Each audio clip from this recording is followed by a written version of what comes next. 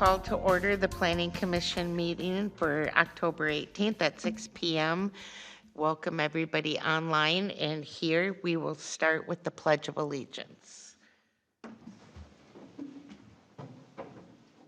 I pledge allegiance to the flag of the United States of America and to the republic for which it stands, one nation, under God, indivisible, with liberty and justice for all.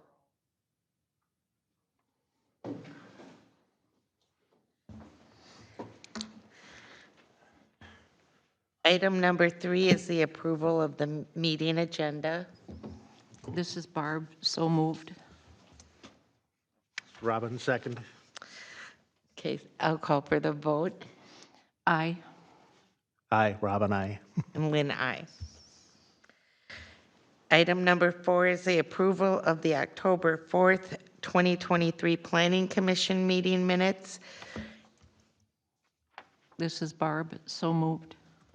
Robin, second. I'll call for the vote. Barb, aye. Robin, aye. Lynn, aye.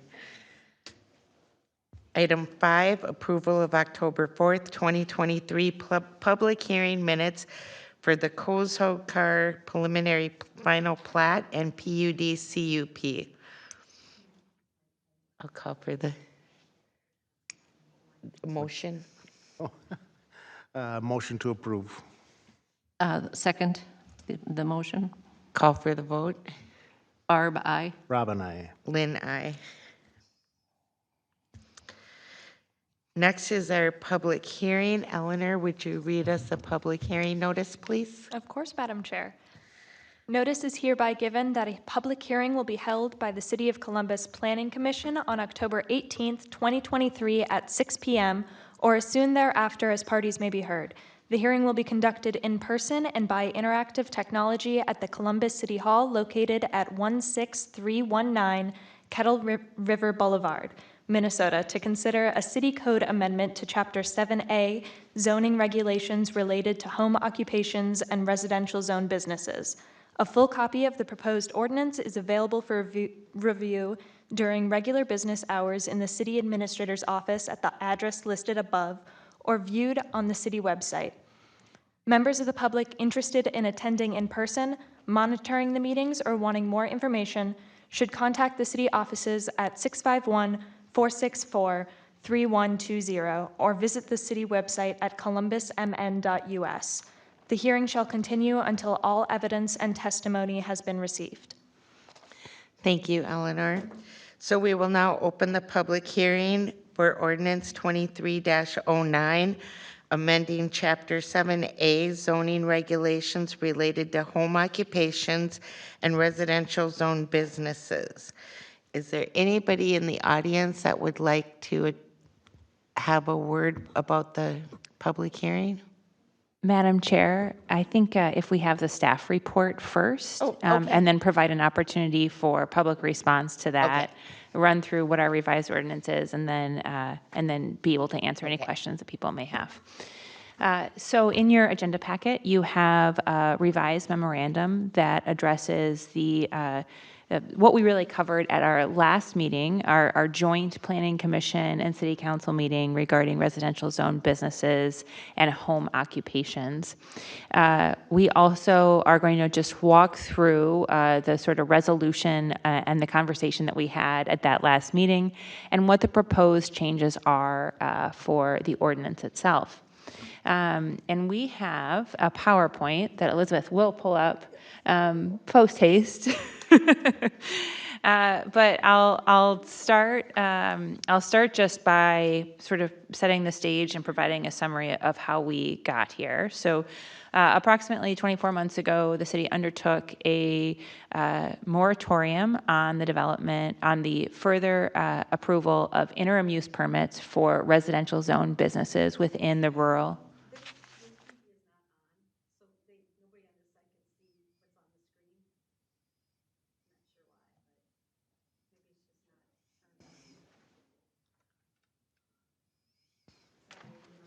No problem. I was just starting my lots of talking anyway. And so the city adopted that moratoria in order to undertake a study of the existing businesses that are operating within the rural residential district, and to better have a sense of what intensity is appropriate for the rural residential district, and what uses are more appropriately located within our commercial corridors and our commercial and industrial nodes. And as a result of that study, we have put forward the revised ordinance. And if we can move to the next, that's fantastic. So we have, we currently, our current status is that home occupations, which are a less intense use, they are fairly narrowly defined by your code as it exists today, are a permitted use within the rural residential district. We also permit residential zone businesses, which are permitted via an interim use permit for no more than 5 years. Businesses have to come in for a renewal of that permit at the expiration of that 5-year period. It allows for expanded square footage compared to your existing home occupation definitions, and it generally provides a more intense use for the site. We have currently 6 interim use permits that have been issued for businesses within our rural residential district. We also have a number of uses that are operational within the rural residential district that predate even the IUP regulations. And so there are uses that staff has put on the large residential business map that was presented to you at the last meeting that are in compliance with the ordinance as legally non-conforming uses.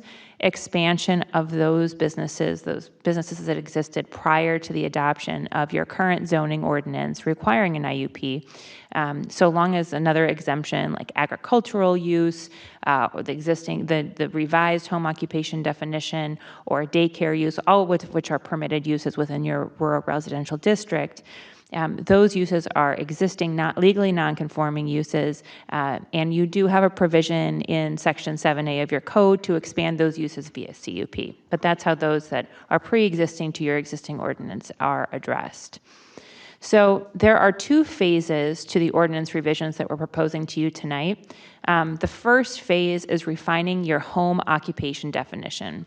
And what we heard in the council conversation, the planning commission conversation about home occupations is that this is a large lot community.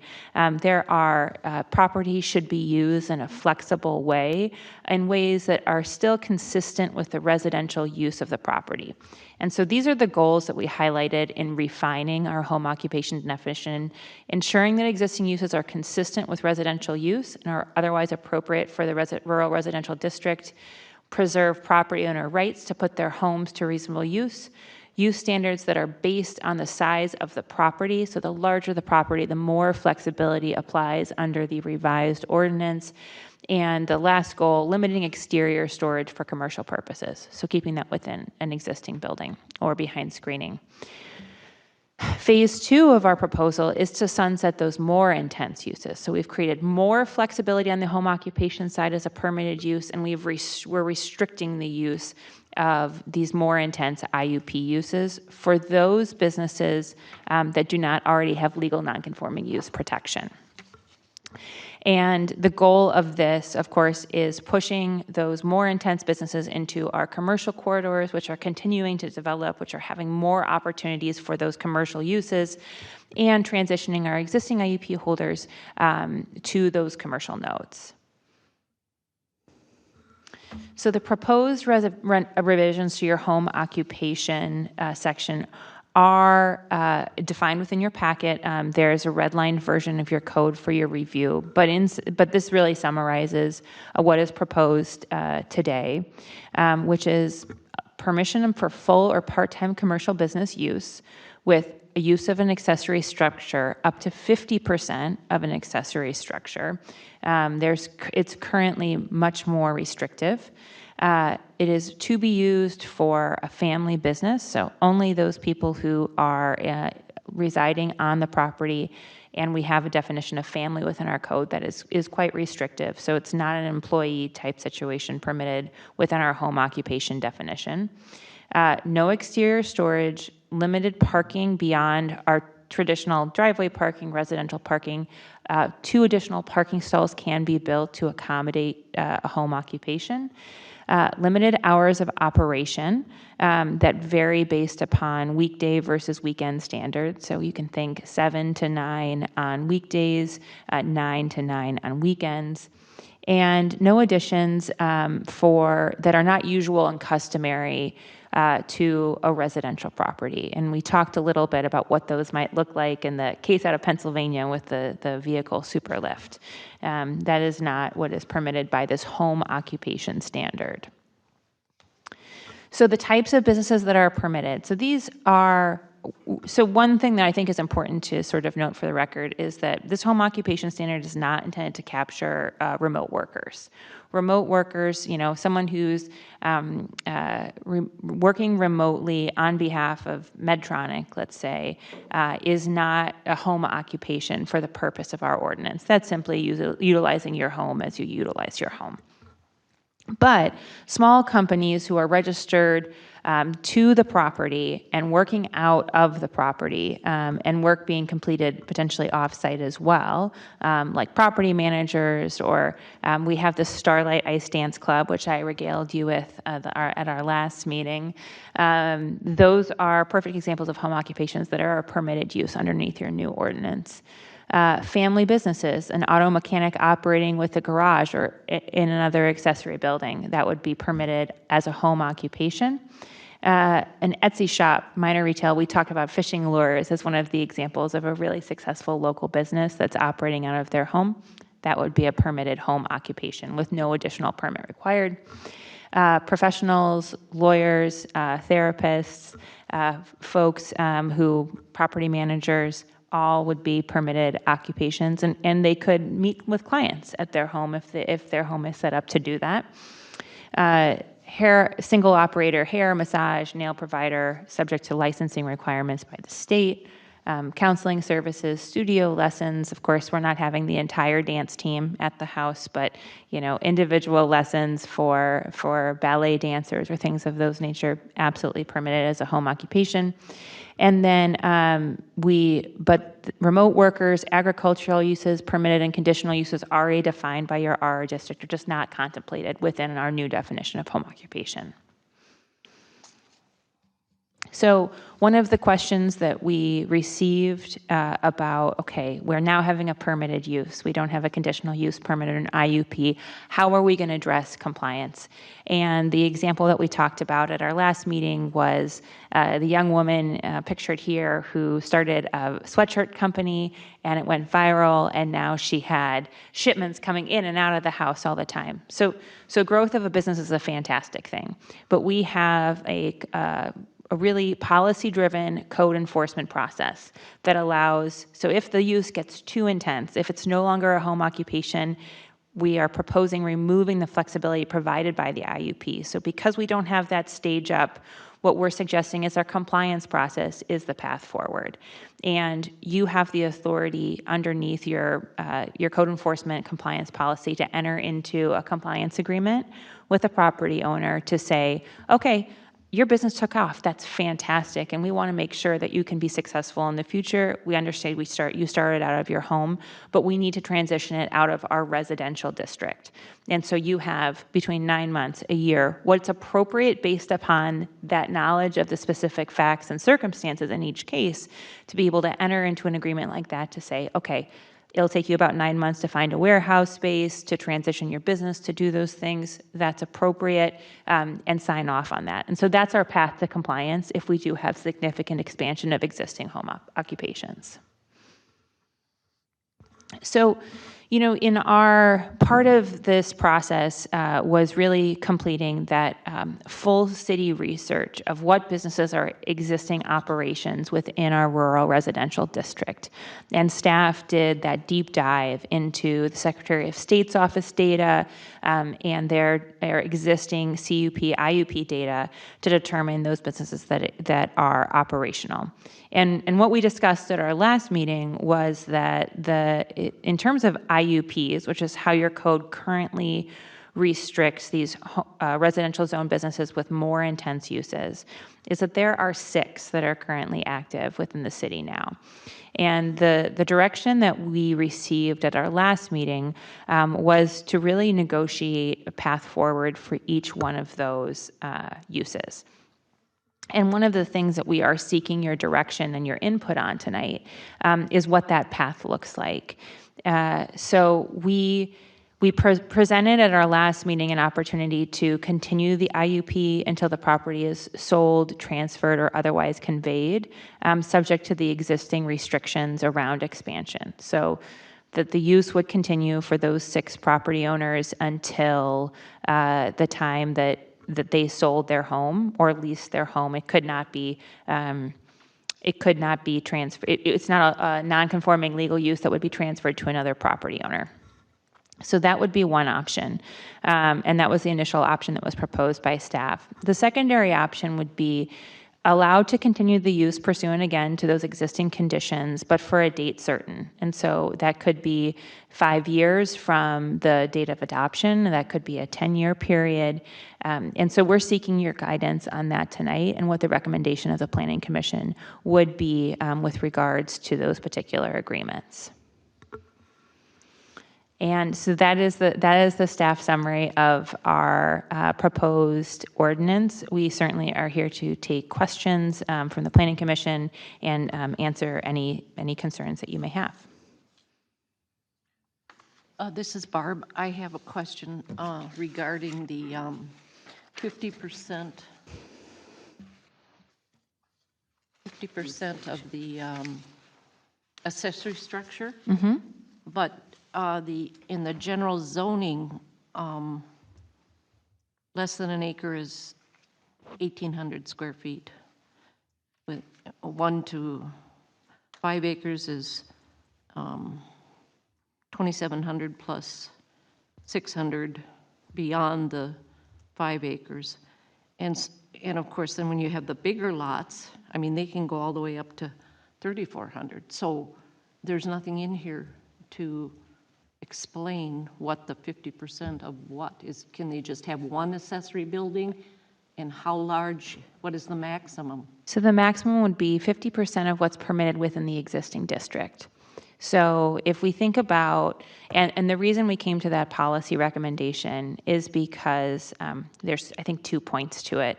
Number one, we want to think about a piece of property and how it's used aside from the home occupation. What can be built on that property consistent with your current zoning ordinance that would not require additional approvals? So we want to say, yes, property owners can use their property pursuant to the district performance standards. So if that's 2,700 or 27,000 square feet, that building is permitted. When we're talking about the use, so now as compared to the built environment, looking at how a piece of property is used, we stuck to the concept that at the core of this policy is retaining the residential character of the parcel, retaining the residential character of the home, and up to 50%. So we oftentimes think about permitted versus accessory uses. We define accessory uses as less than 50% of the overall use of the site. And so what we would consider as a home occupation is in fact an accessory use to the permitted use of a residential property. So that's why we limited it at that 50%, so that the 50% of the structure would be able to be used for those business purposes. So, excuse me, 50% of the home square footage or 50% of the Accessory building structure. So they could build a 1,200 or 1,200 square foot accessory, and then they'd have 600 square feet. Correct.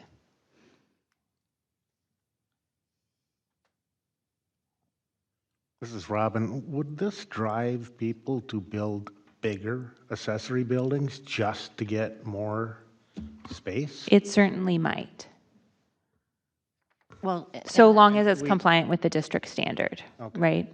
Yep. And so your district standards and your lot standards have restrictions that you have determined to be appropriate for that size lot. And so we're not creating a variance from those standards to allow for the business use. Rather, we're saying that the business use can be a component of what's already allowed on the site. But the accessory building could be 5 times the size of the home, and that isn't really a residential presentation then. So long as the accessory building complies with the standards that are outlined in your code. And, right, and I think that the longstanding idea is that you might have a accessory building where that's used for stable purposes, for example. Those stables are oftentimes much larger than the homes on the properties where they're built, but they're built in conformance. And in terms of what is the impact of that building, if you could have it for a stable use or if you could use it for a portion of your business, that the impact would be limited. And that's the ultimate policy goal there.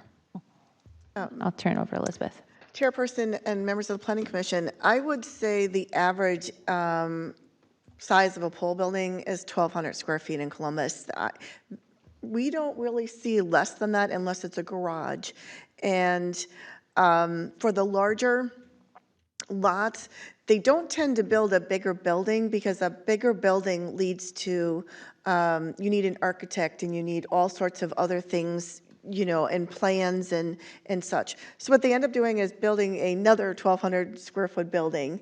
And so what you really see is, you might see 2 buildings on a property, but generally you don't see the 2,500, 3,000 square foot buildings, meaning one building, because it's a lot more money to do that, and it's not the standard size building that you would think. So, but you will see multiple buildings, and we do allow multiple buildings on lots, and when you have 5 acres, so it's not uncommon to see a garage, a pole building, a gazebo, a chicken coop, you know what I mean, on lots, and then it's accumulative. So accessory buildings, there are several things that constitute accessory buildings, and it's cumulative.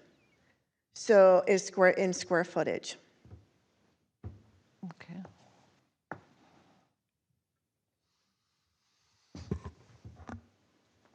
Well, I'm particularly thinking of one that's 5 times as large as a house that's out there, and the house is 2,500 square feet.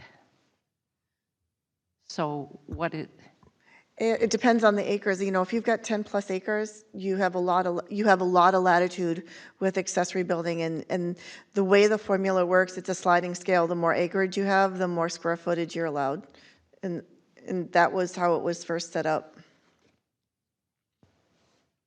And I guess I'm not understanding what you would do in a building that large that would be residential. You understand what I'm saying here?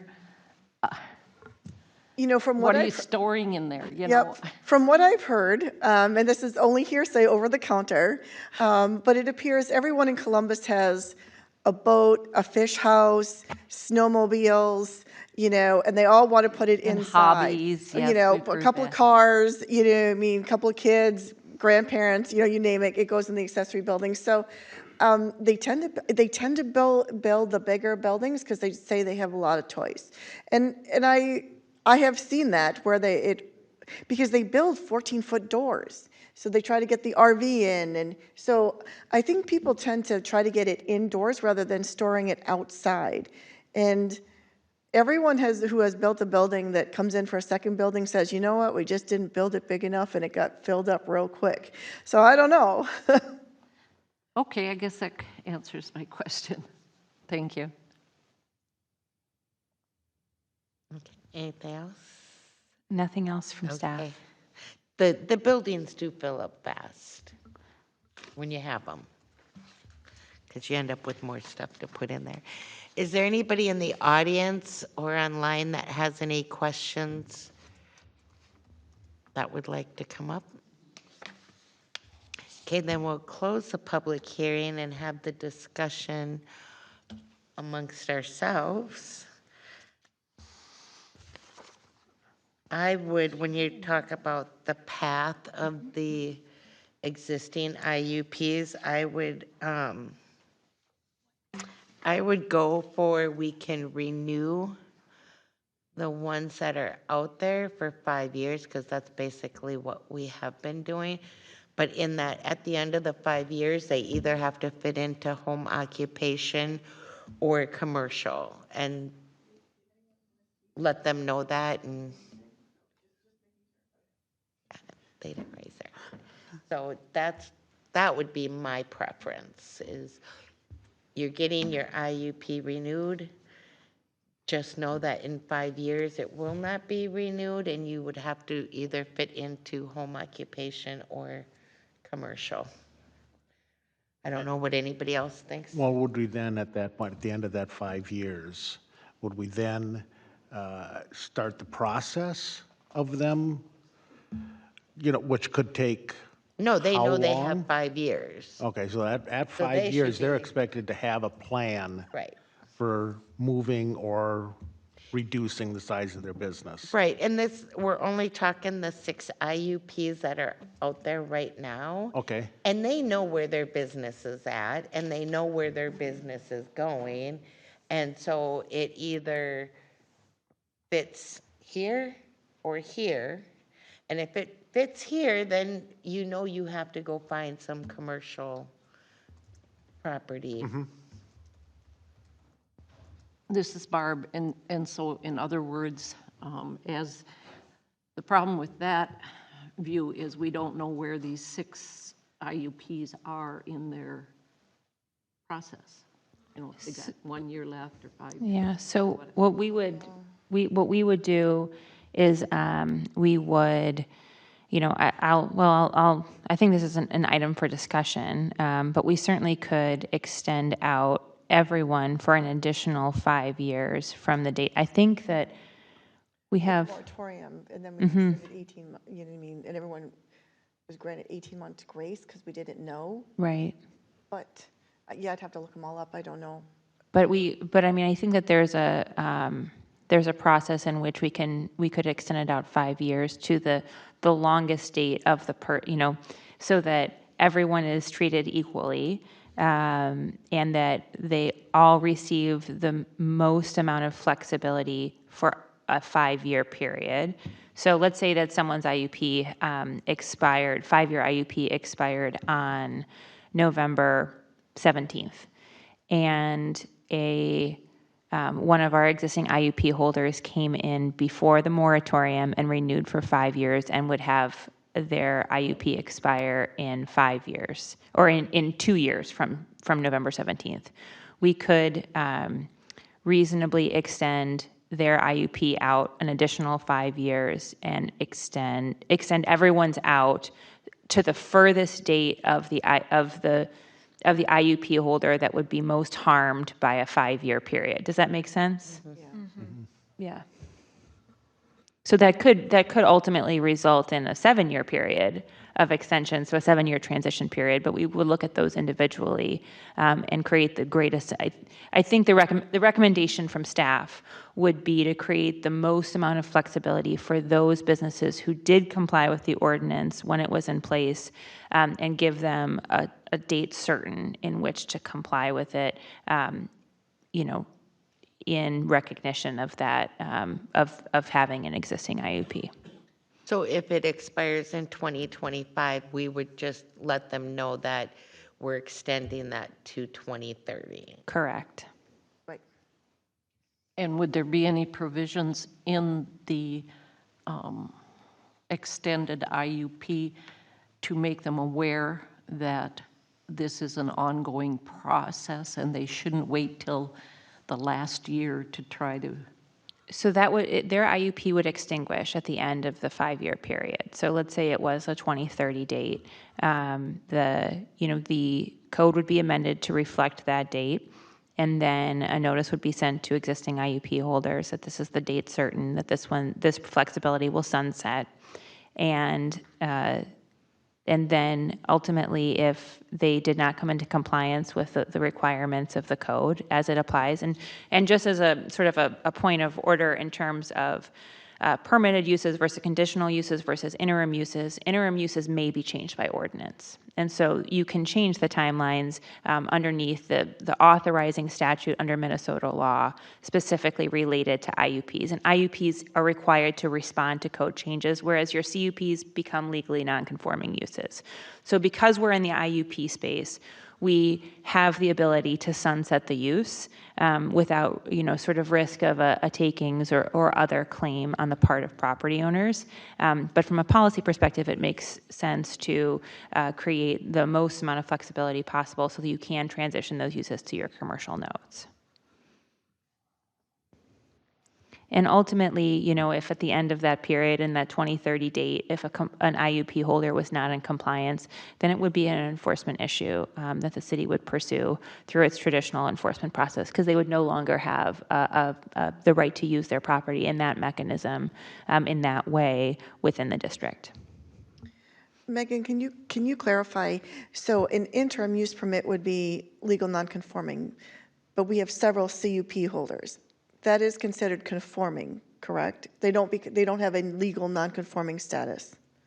That's correct. So we have a specific provision within the rural residential district that says people who applied for and received CUPs, so existing legally nonconforming uses previously approved by CUP, are specifically conditional uses in your rural residential district. So that's a little strange, right? Because we have, in terms of the layers of protection, we have legally nonconforming uses which are not allowed to expand unless they apply for a conditional use permit for expansion. But for those uses, there are specific uses that were in place prior to adoption of your ordinance that are specifically issued conditional use permits and have conditions of approval associated with them that would typically be considered legally nonconforming uses, but they have another layer of protection of the CUP that allows them to operate pursuant to those terms and conditions, and they could apply for another CUP for expansion and things like that. Okay. You don't usually see the legally nonconforming use conflated with the CUP, but that's how the ordinance is written for those uses that were in place prior to the date of that amendment. I just wanted to make a clarification for everyone that they would not extinguish in 5 years, that they would continue because they have an independent CUP and they can exist as long as, and they run with the land so they can sell them. They can transfer them. Yes, the only uses that would be extinguished, again, are those that have an IUP underneath your existing ordinance. So you're saying that, this is Barb, so you're saying that if somebody currently has an IUP now and they have 3 years on their current IUP, when they renew it in 3 years, they get another 5 years, so they end up with 8 years? Correct, we would automatically extend that.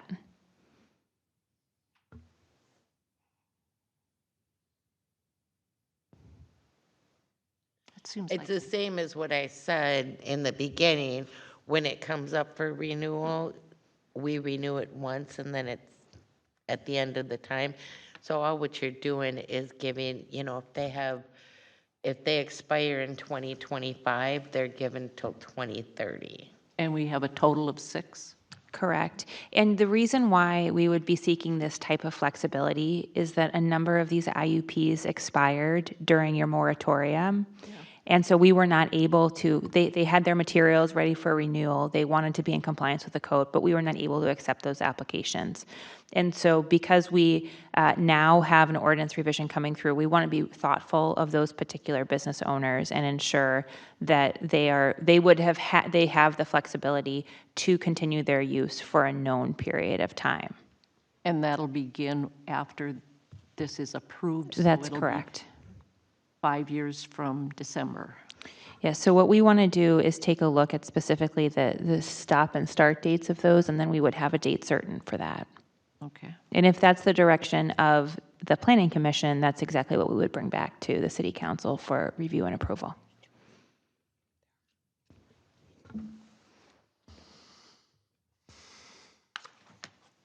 Okay. then we have this handout, um, which is outdoor parking of commercial vehicles. And I agree with the suggestion, you can park a single commercial vehicle, but the other ones should be indoor, put up another shed they shouldn't be sitting out, even if nobody can see them. Um, It just defines the commercial space. So my question to the Planning Commission is, I think that that's a perfectly reasonable policy recommendation. So in the hypothetical situation where we have a couple who lives in a property and one works for Midco and one works for Excel, and they both take their regular Ford F-150 trucks home. If you restrict the number of commercial vehicles parked at a residence, then you would prohibit them from both bringing those trucks home. And so the question, I think, is whether or not, so if you do one single truck, then the Midco truck comes home, but the Excel truck has to be put inside a garage. And so that's just a question for the Planning Commission about whether you want to retain broader flexibility or narrow that scope. Well, when we talked about, or you talked about home occupation, you said 2 parking stalls. There's a difference between a Midco truck, my son-in-law, that's an electrician, a pickup truck, versus semis and dump trucks. And so without getting into having to identify what size vehicle, if we say you can have 2 parking spots, then 2 vehicles outside, if you had more than that, you would have to put it in the garage or whatever. So this is, and I think that absolutely, this is one of those sort of thorny enforcement questions. So let's say you're having a Super Bowl party and you have 10 cars in your driveway, and some of those are commercial vehicles, some of those, let's just put commercial vehicles out of it. One of the things that we really want to be specific about in drafting this ordinance is giving our code enforcement officer clear direction on when there's a violation of the ordinance. How can we best tell if we restrict the number of vehicles parked within, potentially a very long driveway, which are associated with the business and which are not? And so I think one of the things that you may want to consider is defining a commercial vehicle.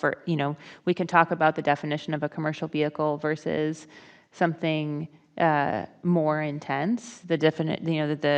The work truck versus a dump truck or something like that. That is one policy option for you to take. But again, I'd like you to consider and discuss the potential enforcement issues that you might run into there and what you're really seeking to restrict. What are the different scenarios? What are the scenarios that give the Planning Commission concern about the distinction between a residential and commercial use? And let's talk about those and think about if there are some mechanisms that we can utilize to address those concerns. Well, kind of what I'm looking at is at the end of the 5 years, they're going to either have to fit into this or that, and clearly defining what it is.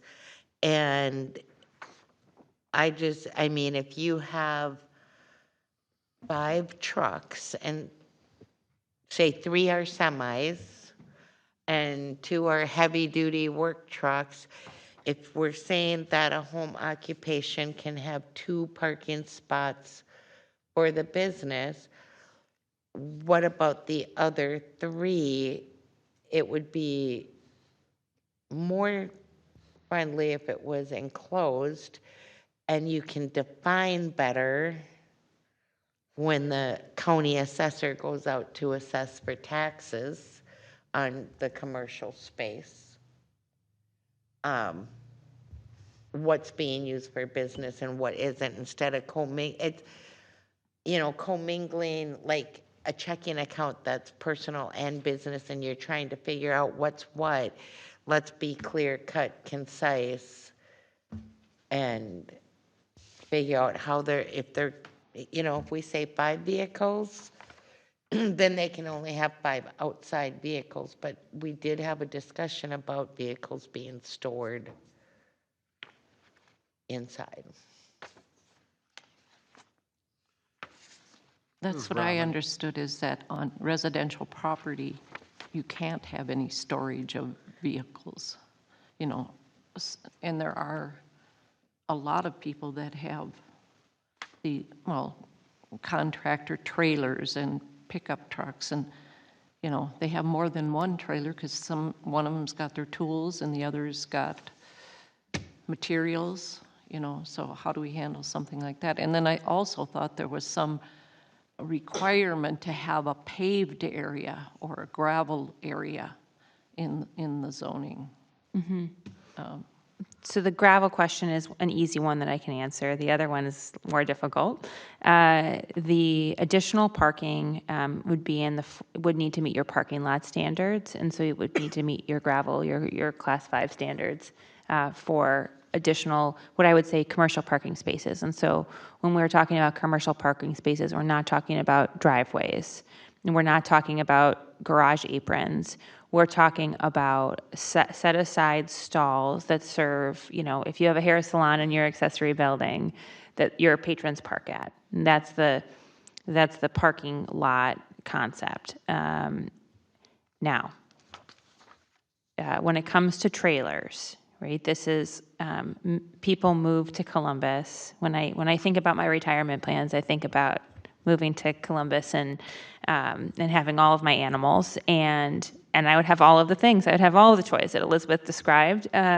And people have trailers for their boats. They have trailers for their work items. They have trailers for their for their winter sports and winter activities. They have trailers for forerunners. What I think we want to be cautious about is having a code enforcement official having to distinguish between those things, right? And that's why we've utilized this concept of a commercial vehicle. So let's put trailers to the side just for the moment of sort of honing in on this, and talk more about the trucks and those broader commercial vehicles. So what I've heard so far is that generally, I think the consensus from the last meeting was that we didn't want to impact those folks who bring home their Midco truck by saying that that's a commercial vehicle, because it's consistent with the residential use. They're a person who lives in their home, they go out, they do work in another place. They're not bringing the truck home to operate that business. They're bringing the truck home because that's the truck that they drive for work. So we wanted to create flexibility for that and consistency there. And if that Midco employee can bring that truck home, why can the person who is running their electrician shop out of 50% of their accessory building not bring their truck home? So I think that's how we came to this commercial vehicle consensus. We also talked about the experience the Planning Commission and the City Council had with approving an IUP for an over-the-road trucker that turned out to actually be a very consistent use with the residential use, which is storing the semi-truck itself as compared to the trailers in the driveway of the home when he's there. So we said that was an okay, consistent home occupation, would not need an elevated standard, and that was an acceptable commercial vehicle. So taking those concepts in mind, what is the point that the Planning Commission, in reflecting on this, becomes concerned that the intensity of the number of vehicles changes the sense of the residential? And is there a type of vehicle that changes the concept of residential? I guess I'm just kind of going off of, so my brother, excuse me, has his own trucking company, and he has 5 acres, and he has a dump truck, and he is only allowed 1 commercial vehicle, that's his dump truck, on his property by the city ordinance. My son for a while was an over-the-road truck driver and paid to park his truck he'd drive his pickup truck, and then he'd be gone for a week, but he'd pay for a spot, and he'd leave his truck at the spot and then take the dump truck back. out of courtesy for the neighbors, so nobody had to look at a Pepsi trailer over the road truck. So I just would like to define, I think the work vehicles that you drive for work, Midco, whatever, is different than if it's heavy duty. And I think it's just being a considerate resident that, you know, if you've got 3 semi trucks, which is totally different than if you have 3 pickup trucks parked. That, that's more home occupation, a Midco, that kind of thing. And if you have 1 semi because it's your business, people don't usually, if they're a truck driver, have more than 1 semi that they drive. So it's just 1. Your thought. Yeah, that's the way I would look at it. I can't understand why someone would have 3 to 5 semi-trucks parked on a residential property, because you can only drive 1 at a time. So if you, I mean, to me, it just doesn't make sense. And that can't be pleasant to look at, or, you know, granted, some people will screen it, but others might not. And that's what we're worried about. If you allow them to have 3 to 5 semis on their property, how do you control what they do with it or where they park it? And we did have an issue with that not too long ago where a fella had, I don't know how many trailers on his property, and it just really riled up the neighbor, and she'd been trying for years to get something done. So I'd hate to see that happen again. Madam Chair and members of the Planning Commission, I do have pulled up our Section 505, which is our nuisance parking and storage, which does define some of the things that you're talking about as a nuisance and would trigger an enforcement action outside of it being a home occupation. Because, to define the outside parking and storage on a residentially zoned property of a large number of vehicles, materials, supplies, or equipment not customarily used for residential purposes can be declared as a public nuisance because it, 1, obstructs views on streets and private property, 2, creates cluttered and otherwise unsightly areas, 3, prevents the full use of residential streets for residential parking, 4, introduces commercial advertising signs into areas where commercial advertising signs are otherwise prohibited, 5, decreases adjoining landowners and occupants' use and enjoyment of their property and neighborhood, or 6, otherwise adversely affects property values and neighborhood patterns. So that is already a part of our current ordinance. So having that sort of, I just thought that you guys should be aware of that. And Barb, you did mention that piece where it needs to be paved or graveled. Any vehicles parked or stored outside in the front yard must be in a paved or graveled parking or driveway area. Thank you. My one problem kind of with Absolutely. all of the ordinances and everything is they aren't connected. Of course, yeah.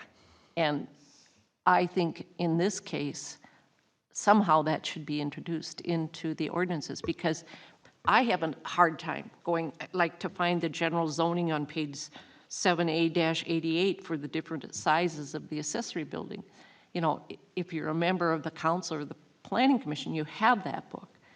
But people that are just coming here, you know, they're not going to know how this all, I don't know who wrote it, but I mean, to me, everything should be here, this, and you know, all coordinated. You shouldn't have to go to a different section to find what you're looking for. So I guess that's my criticism of the way things are put into the record. So it's there, but it's not. It's not hidden. connected to the home occupation. That Right. We're concerned about this becoming an Yeah. issue.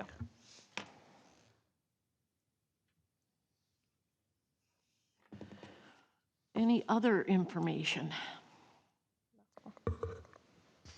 Robin? Robin, anything for Can you? we point to public Go business ahead. from Okay. this chapter? So we can reference. Then if we go down the list, mechanics performing all work indoors. I think that should be added. I do agree with removing remote workers because people, they have the conception that people are going home to, everybody's going to work from home. And all the remote workers are slowly going back to where, Absolutely. And we actually did draw that distinction earlier in the revised memo, but it's my error for not including, deleting that section from this portion of the memo. Absolutely. and then on the next page, where do we address those businesses operating without IUPs that don't meet our home occupation definition now or in the future, but were established prior to when IUPs were required for such businesses? Yes, and those are the businesses that have existing legally non-conforming use status. And so in staff's assessment of the overall businesses that are operational within your rural residential district, we know those businesses and we have created a list that show that they were operating prior to the ordinance requiring an IUP. Now there are some businesses, and then there's also a list of agricultural businesses. There's also a list of IUP businesses, and there's also a list of businesses that are consistent with our home occupation standards, right? So we have lots of categories of people operating in the 287 businesses I think that we have within your rural residential district. But those businesses have legally non-conforming use status.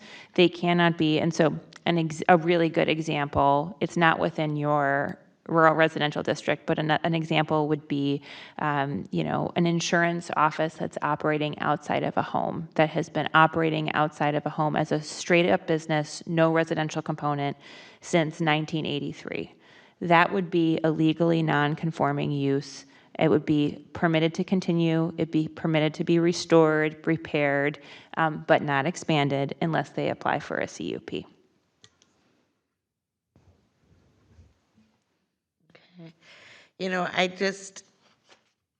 This is how I kind of feel, and, I've talked to people about it, and they're like, well, I should be able to do what I want to do. And sometimes, when you're a small township, you might be able to do that, and I was told this isn't North St. Paul, and no, it's not, but North St. Paul and Columbus are both cities. They both have ordinances, they both have regulations that they have to deal with. And now we're getting to the point where we have to hold people accountable for what's going on, because it's like putting a roof on your house and not pulling a permit, and then saying, I didn't know I needed one, but yet that person is running a contracting business out of that address, and it's registered as an LLC. So you're telling me you own a contracting business and you didn't know you needed a permit to put a roof on. So because people do things and they get caught, now it's one bad apple is making us have to really set guidelines for what we want. And, I feel bad when there's people that say, well, I should be able to do what I wanted. Well, 20 years ago, maybe, but today we have to be clear cut and concise with where we're going. That's my thought process.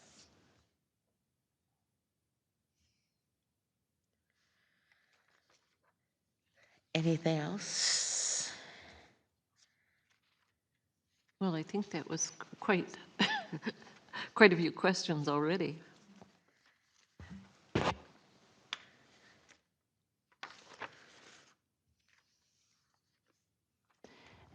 So my recommendation, hearing the general consensus of the Planning Commission, and certainly open to any further comment, is that staff is directed to ensure that our outdoor parking standards are linked specifically to our parking nuisance standards, so that we're very clear that this type of parking is not going to be permitted.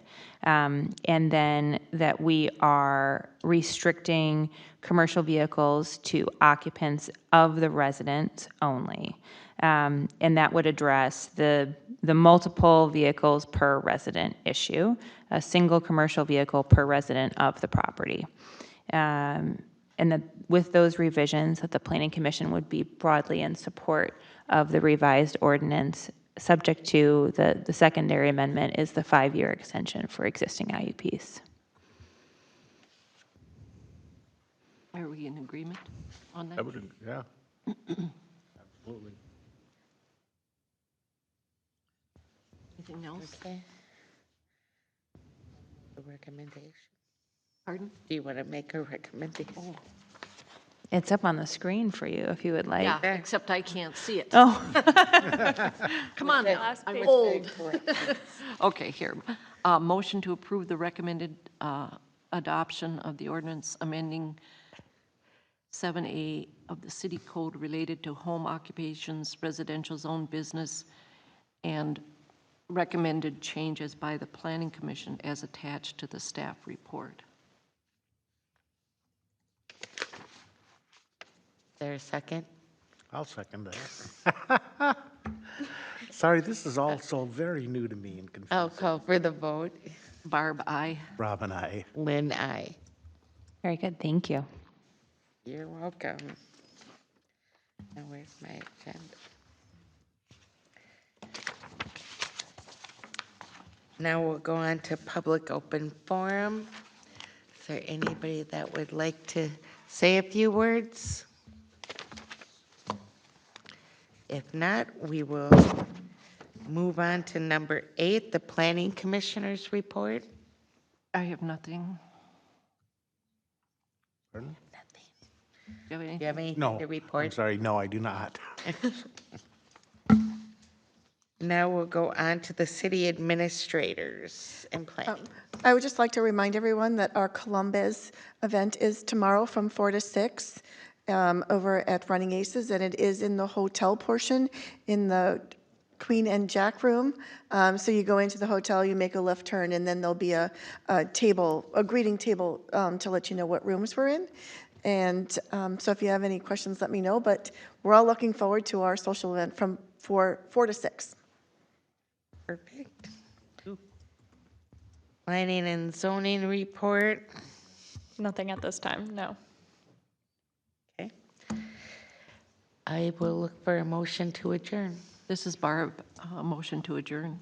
This is Rob and I'll second. I'll call for the vote. Barb, aye. Rob and I. Lynn, aye.